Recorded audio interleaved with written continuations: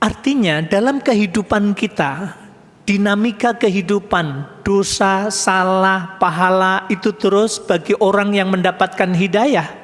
Bentuk yang diberikan oleh Allah adalah Allah berikan kecepatan untuk mengetahui aibnya sendiri, kekurangannya sendiri, kemudian mau memperbaiki, bertobat kepada Allah apabila salah kepada Allah, minta maaf kepada sesama apabila salah dengan sesama.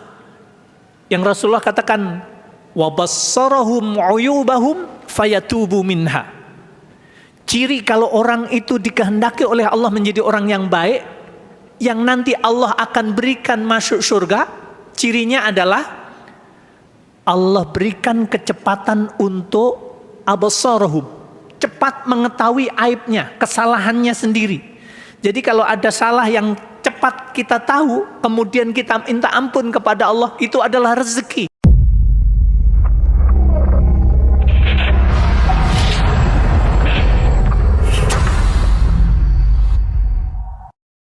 Assalamualaikum warahmatullahi ta'ala wabarakatuh. Bismillah wassalatu wassalamu ala rasulillah wa ala alihi wa sahbihi wa mawalah wa ba'd. Wa qala azza wa jalla fi kitabihil karim, mathalul ladhina yunfiquna amwalahum fi sabilillah kamathali habbatin anbatat sab'a sanabil fi kulli sumbulatin mi'atu habbah wallahu yudha'ifu liman yasha' wallahu wasi'un alim. Ikhwah fillah, umat Rasulullah, ikhwatul Quran yang dimuliakan Allah segenap umat Islam dimanapun berada. Saya Saptiar Daeng Separang.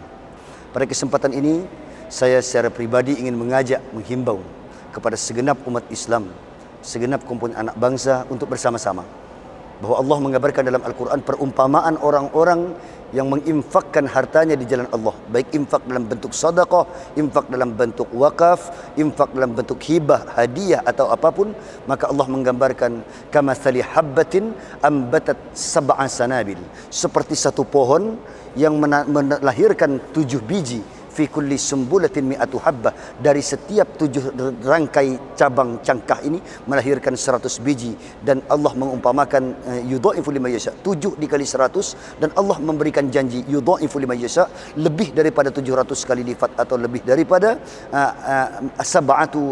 mi'atu dha'fin, 700 kali lipat di hadapan Allah. Allah akan melipat gandakan orang yang menggunakan hartanya di jalan Allah. Sudah barang tentu kita bertanya, dalam rangka apakah saya memberikan testimoni ini? Yang pertama saya ingin mengajak bahwa tidak ada cara untuk membangun ekonomi umat agar membuat umat ini menjadi lebih makmur, menjadi negeri seperti yang kita idolakan, yaitu negeri baldatun thayyibatun wa rabbun ghafur. Tidak lain kecuali dengan kembali kepada syariat Allah. Bagaimana itu? Yaitu mulai sekarang kita menyadari bahwa pentingnya, bahwa di antara harta yang kita punya sebagai orang-orang kaya, sesungguhnya ada harta anak-anak yatim, fakir miskin, kaum du'afa. Ada hak-hak masjid, ada hak panti asuhan, ada hak para ustaz, para muallim, fi sabilillah, ibnu sabil, muallafati qulubuhum, orang yang dilembutkan Allah hatinya. Mereka punya hak dalam harta kekayaan yang diamanahkan Allah lewat orang-orang kaya, para miliarder, para jutawan, para hartawan. Maka tidak ada cara lain, gunakan harta itu, titipkan kepada mereka untuk membawa harta itu sampai kepada Allah, dan tidak akan berkurang sedikit pun apa yang telah engkau berikan kepada Allah, dan Allah akan menjaganya. Bukan hanya sekedar menjaga, Allah akan melipat gandakannya. Maka para hartawan, para jutawan, para miliarder, mari bergabung. Saya ingin mengajak kepada kita bersama. Tentu jalan berjihad itu bermacam-macam. Maka sebagai orang alim dengan ilmunya, seorang yang berpangkat dengan pangkatnya, maka sebagai seorang yang berharta dengan harta itulah, karena dunia mal'unatun, dunia itu dilaknat oleh Allah kecuali apa-apa yang digunakan untuk Allah Subhanahu wa taala. Maka saya mengajak, mari bergabung kepada Baitul Mal Masjid Fatahillah, Masjid Jami Fatahillah Blok B Tanah Abang. Mari bergabung, kita berdonasi, kita berinfak atau apapun istilah kita, kita titipkan harta kita agar masjid beserta seluruh pengurusnya mereka akan menyalurkan dengan konsep masjid cinta yatim, masjid cinta du'afa, masjid cinta mu'allaf, masjid cinta kaum fuqara dan masakin, masjid cinta orang-orang yang ingin belajar ilmu fi sabilillah. Dan inilah konsep masjid yang diadakan di zaman Rasulullah, yaitu bukan hanya untuk solat 5 waktu, lebih daripada itu mengakomodir semua kepentingan umat. Dan insya Allah Masjid Jami Fatahilah Blok B Tanah Abang lewat Baitul Malnya sedang membuat program dan launching baru saja pada 1 Ramadan 1442 Hijriah, tepatnya 14 April kemarin 2021. Insya Allah kita mulai launching dan kita akan mulai bergerak bersama-sama untuk membangun umat dengan cara tidak lain ialah berinfak, berdonasi dengan cara kita masing-masing berjihad di jalan Allah. Saya mengajak, mari, tidak ada harta yang akan kita bawa menghadap Allah Subhanahu wa taala kecuali apa yang kita berikan kepada Allah, kita titipkan lewat orang-orang soleh, fakir miskin, anak yatim piatu dan sebagainya untuk jihad fi sabilillah. Kiranya hanya ini yang dapat saya sampaikan. Berkah, kata Rasulullah, bahwa sedekah apabila telah diberikan kepada seorang yang menerimanya, yaqul bi khamsati kalimatin, dia akan berkata dengan 5 ucapan. Kuntu shaghira fakabbartani, aku memang sedikit tapi engkau sedekahkan maka aku jadi besar. Kuntu qalilatan, aku memang kecil, fakassartani, kau sedekahkan aku menjadi banyak. Kuntu faniyah, aku harta yang akan habis, dengan sedekah engkau membuat afqaitani, aku menjadi kekal. Kuntu harisi, dulu kau sibuk menjagaku tapi setelah kau sedekahkan aku yang akan terus menjaga engkau. Ini harta, mendoakan orang yang memberikan harta kepada orang selain di jalan Allah Subhanahu wa taala untuk berjuang di jalan Allah Subhanahu wa taala. Yang benar daripada Allah, bila salah saya mohon maaf yang sebesar-besarnya. Mari bergabung, bersedekah, bergerak, berjuang di jalan Allah. Hidup sesaat dan gunakan untuk Allah. Ihdinas siratal mustaqim wal afu minkum. Assalamualaikum warahmatullahi wabarakatuh. Alhamdulillahilladzi wa kafa. Wassalatu wassalamu ala ibadihi alladhina istafa wa ala alihi wa ashabihi ala ahli sidqi wal wafa wa ba'du. Jemaah salat zuhur yang dimuliakan oleh Allah Subhanahu wa taala. Kita bersyukur kepada Allah dengan kudrah dan iradahnya. Allah masih berikan kesehatan kepada kita. Allah masih memberikan kesempatan umur, kesempatan waktu, sehingga sampai detik ini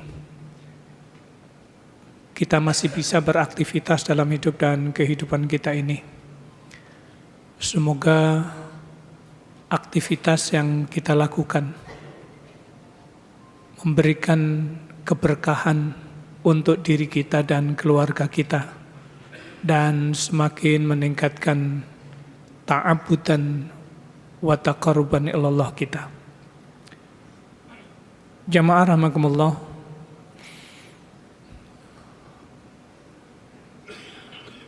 dua tahun perjalanan pandemi ini, kemudian dalam penelitian seberapa jauh pengaruh pandemi terhadap kedekatan kaum muslimin terhadap kitab sucinya.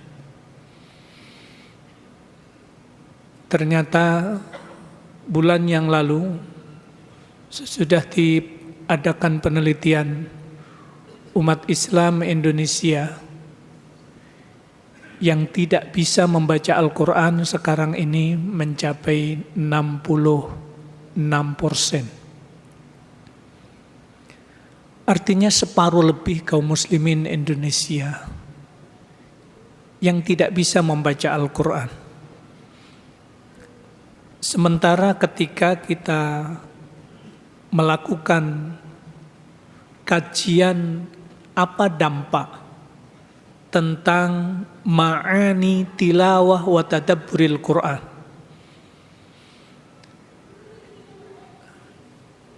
apa makna atau nilai-nilai yang kita dapatkan ketika kita melakukan tilawah dan tadabbur Al-Quran.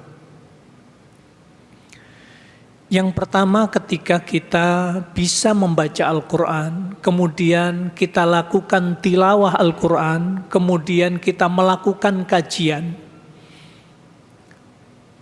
maka yang kita dapatkan yang pertama adalah ta'abbudan lillah. Interaksi kita dengan Al-Quran, dengan membacanya itu adalah bentuk ibadah kita kepada Allah Subhanahu wa taala. Karena ketika Allah perintahkan warattilil Qur'ana tartila, bacalah Al-Quran dengan tartilan setartil-tartilnya. Ketika kita membaca berarti kita sedang melaksanakan yang Allah perintahkan. Ketika kita melaksanakan apa yang Allah perintahkan, berarti kita sedang beribadah kepadanya.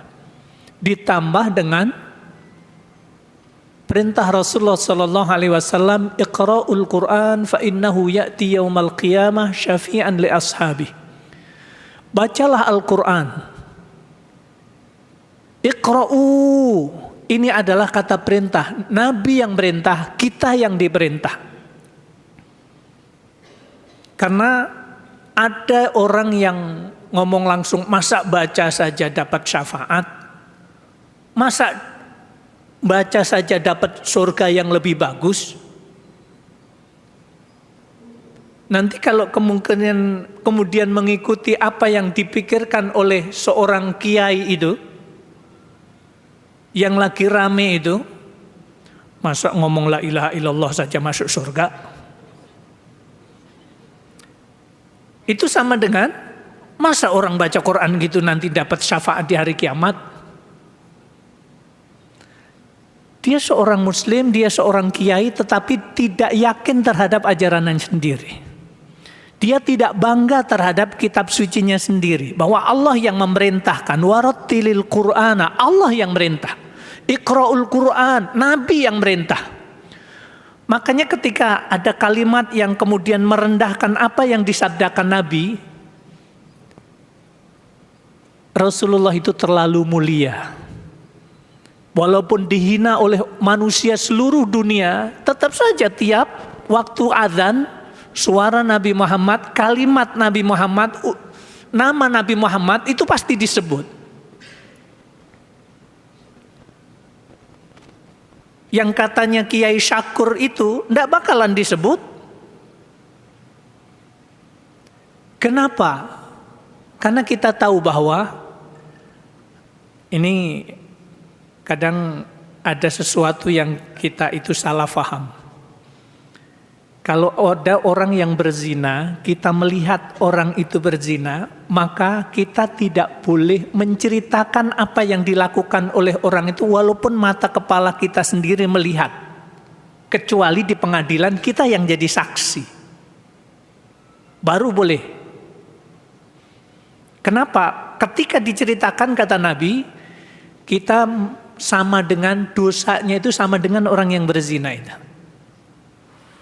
Tapi kalau ada orang, tokoh, menyampaikan ilmunya itu sesat dan menyesatkan, sebut orangnya. Untuk apa? Itulah yang kemudian disebut tahdzir. Agar orang tahu bahwa pemikirannya, keyakinannya itu salah, sesat dan menyesatkan. Untuk apa? Agar orang itu tidak mengikuti terhadap pemikirannya. Jadi jamaah rahimakumullah, di saat kita nanti tidak punya harta, tidak punya tahta, tidak punya Toyota, tidak punya harta yang kita miliki untuk melakukan pembelaan di hari akhir, Al-Quran yang kita baca akan hadir di hari kiamat nanti, memberikan syafi'an, pertolongan kepada kita. Jadi kebayang, kalau yang 66% yang tidak bisa baca Al-Quran, itu adalah kita, itu adalah bagian dari keluarga kita. Berarti kita merelakan diri kita merelakan keluarga kita itu nanti di hari kiamat tidak dapat pertolongan dari Al-Quran ini. Maka kemudian Rasulullah Shallallahu Alaihi Wasallam juga menegaskan bahwa di tingkatan mana surga, nikmat surga, tingkatan surga yang ditempati oleh seseorang nanti sangat bergantung kepada sampai surat apa orang itu membaca.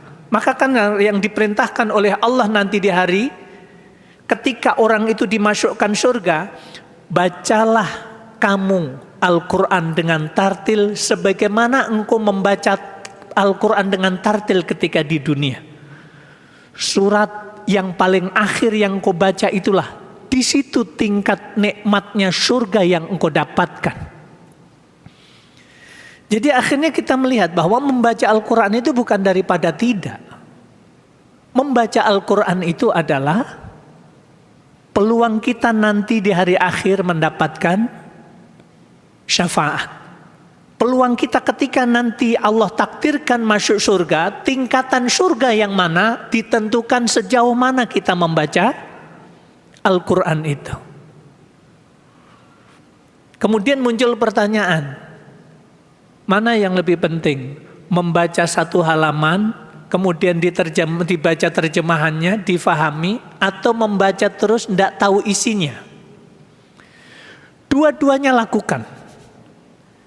Baca dari awal, dari surat Al-Fatihah, Al-Baqarah, Al-Imran terus sampai surat An-Nas.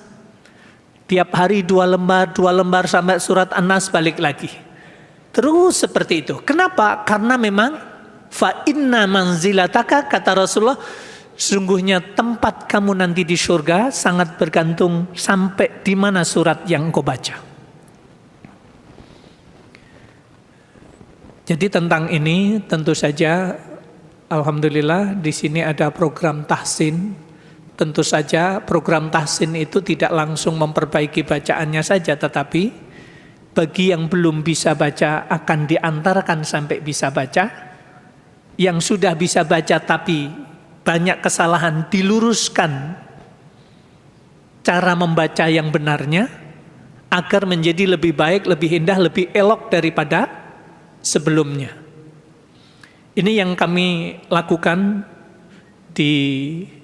untuk perbaikan bacaan Al-Quran ini di Madani TV.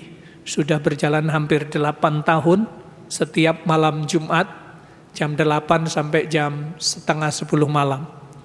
Alhamdulillah yang interaktif luar biasa, terutama wilayah timur yang pakai parabola di pedalaman-pedalaman di Sumatera Selatan, di Sumatera Barat, kemudian sampai saudara kita yang di Qatar juga aktif mengikuti setiap malam Jumat.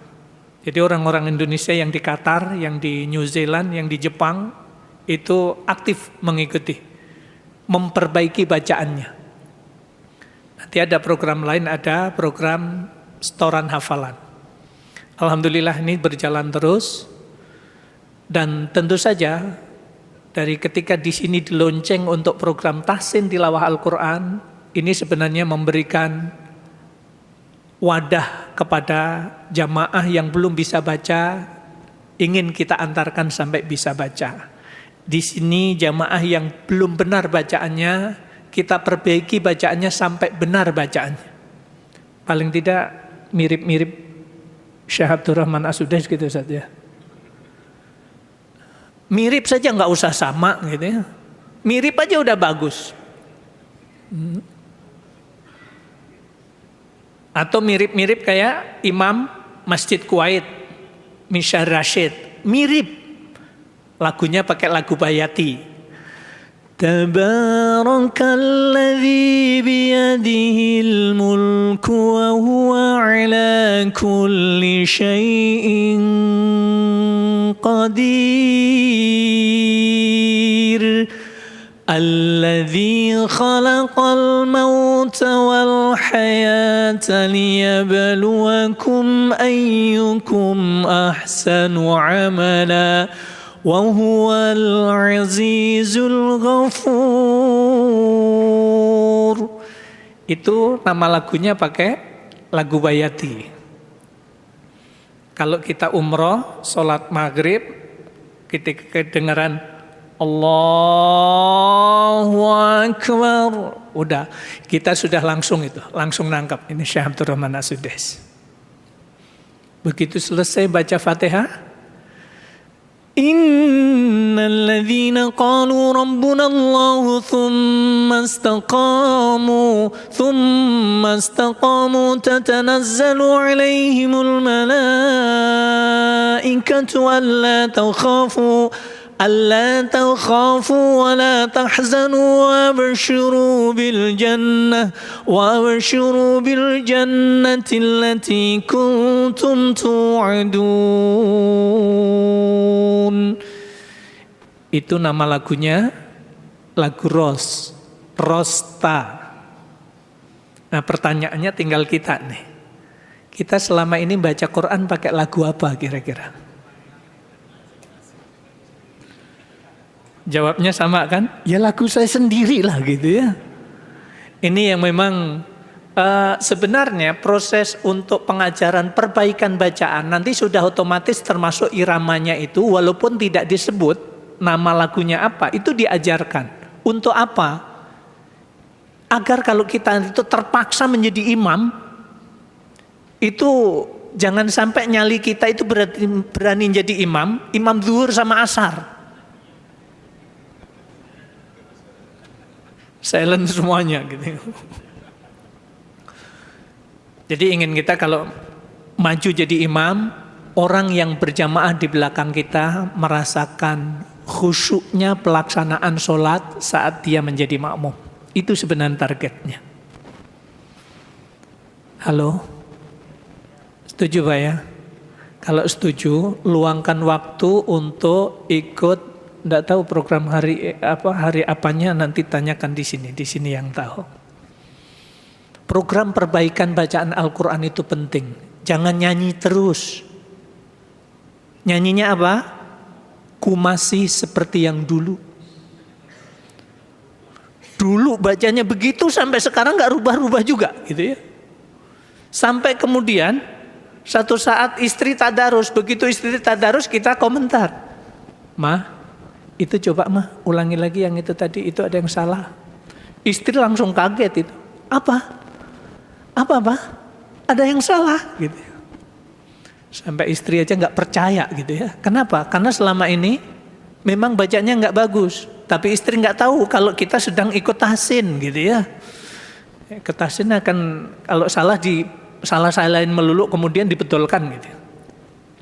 Baik, itu tentang program tahsin ya.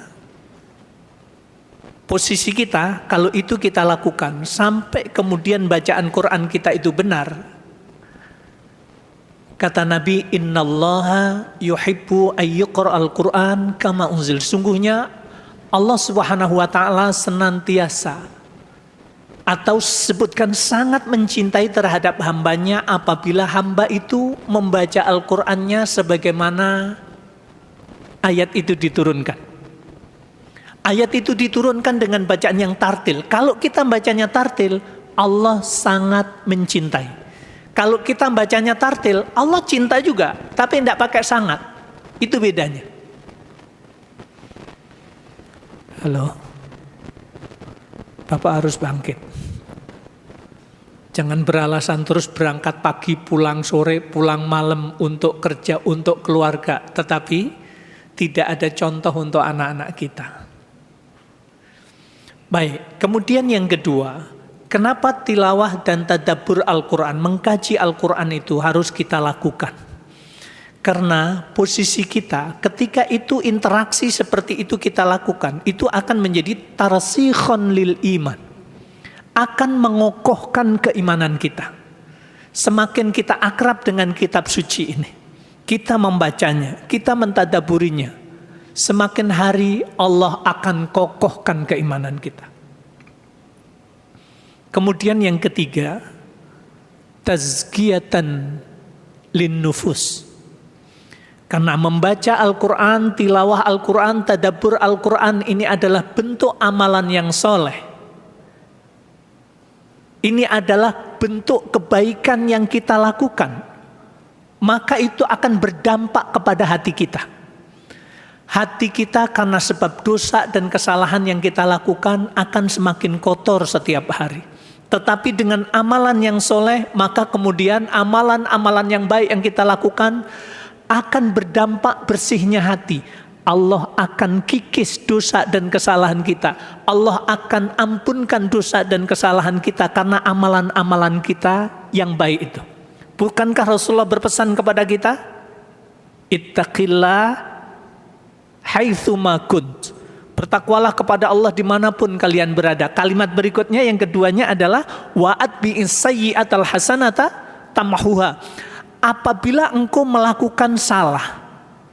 Halo, Pak, Bu, Pernahkah kita berbuat dosa?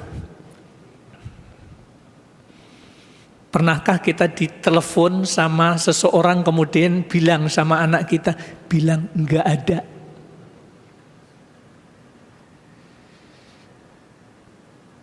Pernahkah kita ditagih satu saat kita bilang bohong?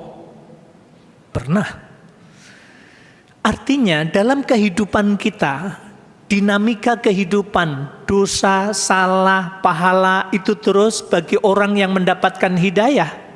Bentuk yang diberikan oleh Allah adalah Allah berikan kecepatan untuk mengetahui aibnya sendiri, kekurangannya sendiri, kemudian mau memperbaiki, bertobat kepada Allah apabila salah kepada Allah, minta maaf kepada sesama apabila salah dengan sesama. Yang Rasulullah katakan, وَبَصَّرَهُمْ عُيُوبَهُمْ فَيَتُوبُ مِنْهَا. Ciri kalau orang itu dikehendaki oleh Allah menjadi orang yang baik, yang nanti Allah akan berikan masuk surga, cirinya adalah Allah berikan kecepatan untuk absarahum, cepat mengetahui aibnya, kesalahannya sendiri. Jadi kalau ada salah yang cepat kita tahu, kemudian kita minta ampun kepada Allah, itu adalah rezeki. Kalau ada teman kita ngasih tahu kepada kita tentang kesalahan kita, itu adalah rezeki. Cuman dalam konteks negara, kita mau mengungkap sedikit tentang kesalahan aja. Ayo, sampean berani WA saja kepada seseorang tentang apa Pak kira-kira? PCR. Angkat lagi aja. Berlaku untuk antum. Tetapi semuanya ada resiko. Yang jelas, jamaah rahimakumullah, ketika ada teman kita mengetahui aib kita, kemudian dia mau memberitahu, mengoreksi kesalahan kita, ingatlah bahwa Allah sedang menghendaki diri kita menjadi orang yang baik, yang Allah kehendaki, yang nanti Allah akan masukkan surganya. Hadis itu diawali, idza aradallahu bi ahli baitin khairan. Apabila Allah menghendaki keluarga, berarti suami, istri, anak, itu kalau di dalam dinamika keluarganya ada yang salah, kemudian mengingatkan, ayah salah diingatkan oleh anak, tidak usah kemudian tensinya naik. Pak, kemarin papa itu bicaranya terlalu kasar. Lu tahu apa anak kemarin sore, tidak saya ngikut-ngikut. Sudah. Kalau sudah seperti itu, berarti kita sudah memberi tanda kepada keluarga kita bahwa kita adalah seorang ayah yang diktator, yang tidak akan menjadi baik. Kenapa? Tidak mempan untuk dikritik, tidak mempan untuk dikasih masukan. Bukankah manusia-manusia yang Allah hinakan selama ini, mulai dari raja yang namanya Fir'aun, Namrud, Abu Jahal, terus sampai abu-abu yang abu sekarang juga. Ketika dikasih masukan dia itu menolak, Anda salah. Dia lebih cenderung menolak, menghina orang yang mengkritik.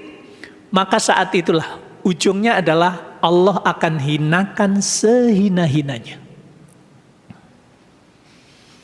Makanya nanti kalau ada teman ngasih tahu tentang kesalahan kita, secepatnya sore hari kirim makanan yang paling enak, nasi mandi kayak apa, kayak kirim ke orang itu. Kenapa? Karena Allah sedang memberi rezeki kepada kita melalui teman kita yang berani memberitahu tentang kesalahan kita.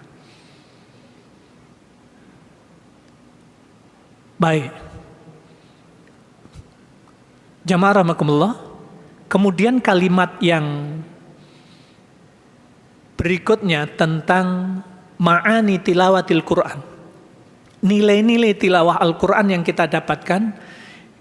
Innal mu'mina idza adnaba dzamban fi qalbihi nuqtatun sauda. Setiap orang yang beriman, sungguhnya orang yang beriman ketika dia berbuat dosa maka di dalam hatinya ada titik hitam yang mengotori. 2 kali berbuat dosa, 2 kali titik hitam. Banyak kali berbuat dosa, banyak kali titik hitam. Kata Nabi, wadzalika ron, itulah titik hitam, ron, titik hitam yang menutupi hatinya karena kesalahan dan dosa yang dia lakukan. Sebagaimana disabdakan, difirmankan dalam surat Mutaffifin. Kalla bal rana ala qulubihim ma kanu yaksibun. Sekali-kali tidak. Apa yang menjadikan hati seseorang itu tenggelam dengan titik hitam itu, terwarnai dengan titik hitam sehingga hitam kelam, bima kanu yaksibun, karena sebab kesalahan dan dosa yang orang itu lakukan. Maka kalau orang itu melakukan kebaikan demi kebaikan, pesan Nabi, kalau kamu melakukan sesuatu yang salah, maka ikutkanlah perbuatan-perbuatan yang baik. Ittaqillah haitsuma kunt wa atbi'is sayyi'atal hasanata tamhuha. Kalau engkau melakukan kesalahan, lakukanlah kebaikan. Allah tegaskan, innal hasanat yudhibnas sayyi'at. Sungguhnya perbuatan yang baik itu akan menghapuskan kesalahan-kesalahan yang kita lakukan. Setiap kebaikan yang dilakukan, maka hakikatnya itu akan kembali kepada diri kita. Itu akan menghapuskan kesalahan kita sendiri. Kita sholat, kita sedekah, kita baca Al-Quran, kita melakukan banyak kebaikan, hakikatnya itu akan kembali kepada diri kita sendiri.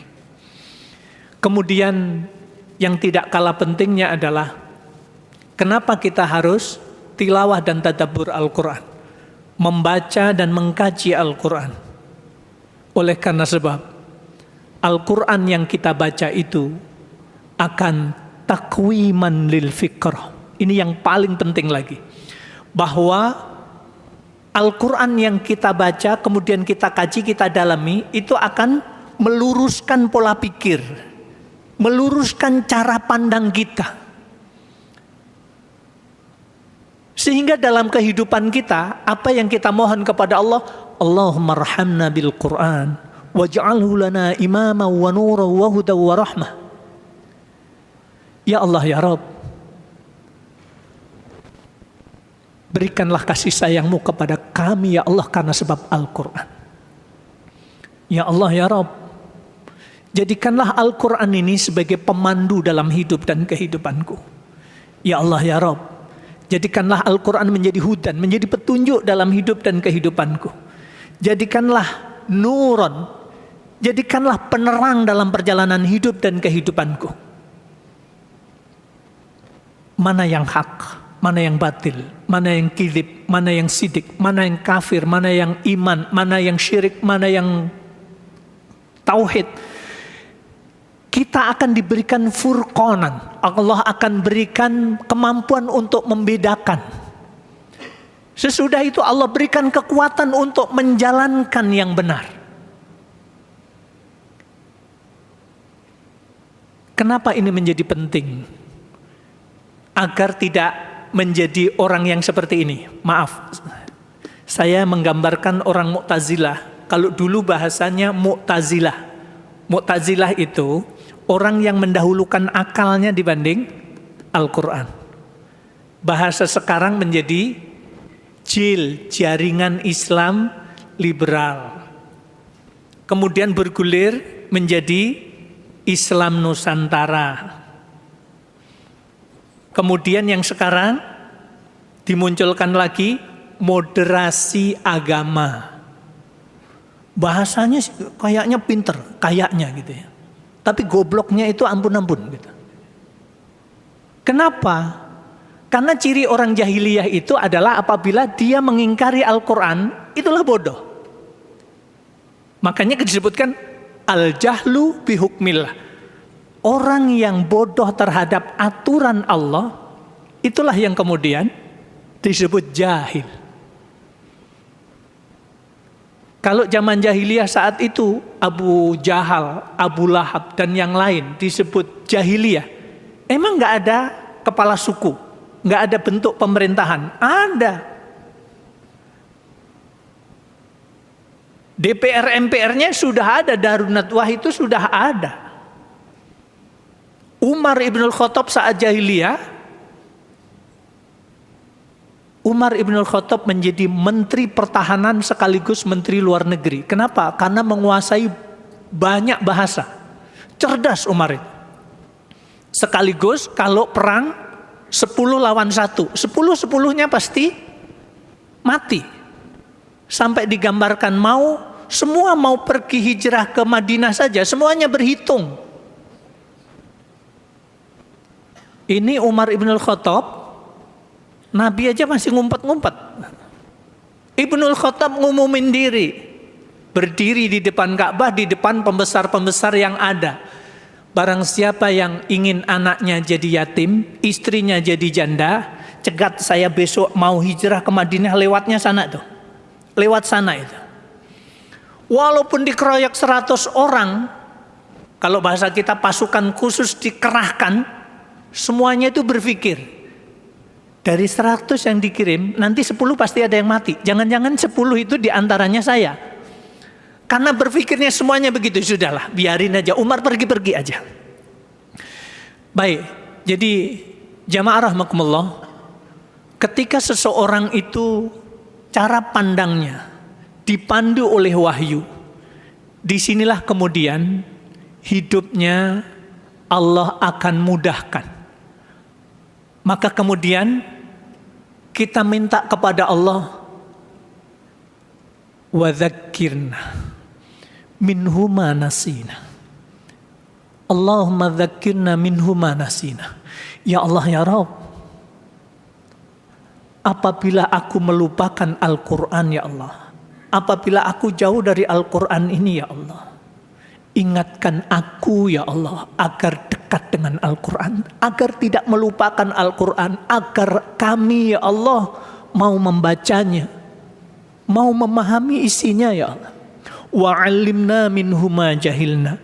Ya Allah ya Rabb, kalau saya tidak faham terhadap ayat-ayat-Mu ya Allah, berikanlah jalan untuk mendapatkan pemahaman terhadap ayat-ayat-Mu.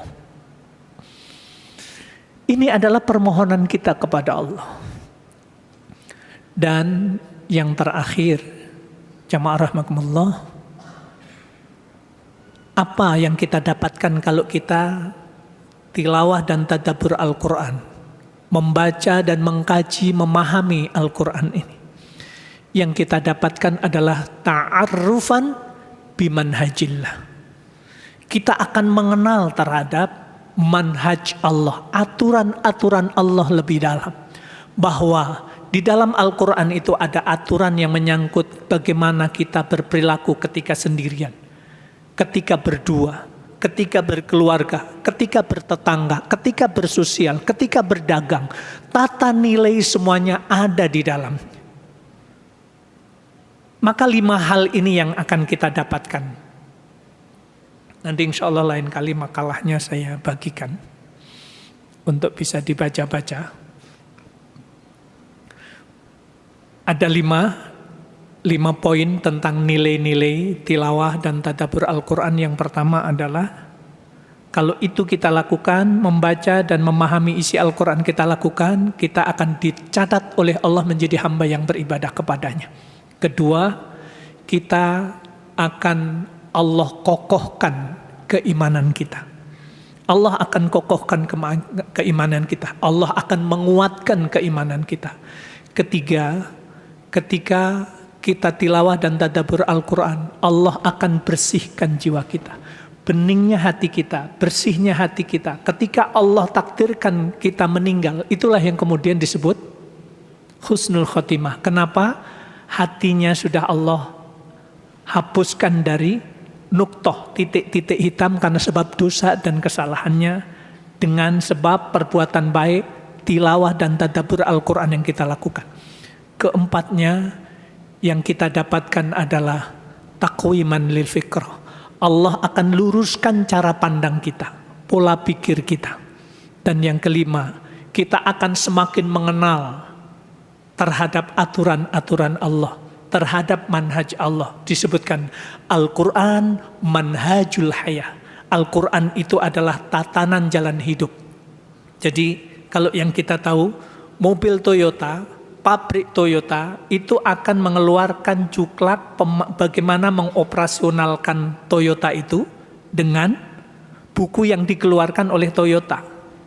Dan tidak akan mungkin mobil Toyota rusak kemudian kita betulkan pakai panduan yang dikeluarkan oleh pabrik mobil yang lain. Itu tidak mungkin. Nah, kita sadar, kita adalah milik Allah, kita diciptakan oleh Allah, kita milik Allah, panduan yang Allah keluarkan ini untuk manusia itu. Mudah-mudahan ini menjadi renungan bagi kita semuanya. Kita berjuang, kita jadikan keluarga kita keluarga yang akrab dengan kitab suci Al-Quran ini. Subhanakallahumma bihamdika, asyhadu an la ilaha illa anta, astaghfiruka wa atubu ilaik. Assalamualaikum warahmatullahi wabarakatuh.